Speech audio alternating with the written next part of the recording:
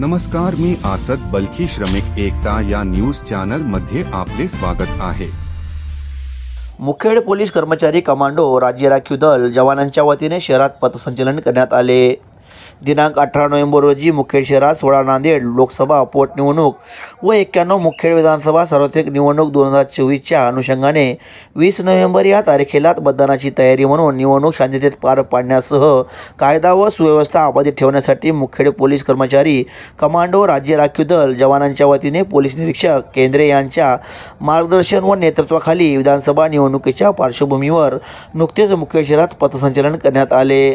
यावेळी विधानसभा निवडणुकीच्या अनुषंगाने नागरिकांनी शांतता व सुव्यवस्था अबाधित ठेवून पोलिसांना सहकार्य करण्याचे आवाहन करण्यात आले। यावेळी पोलीस निरीक्षक केंद्रे, पोलीस उपनिरीक्षक फड व चव्हाण, गुप्तचर विभागाचे पाळेकर, पोलीस शिपाई शिंदे, मुत्तेपवार, वाघमारे, चिंचोरे, पोलीस पाटील टाकळे, कमांडो राज्य राखीव दल जवानांचा मोठ्या संख्येने पथसंचलनात सहभाग होता।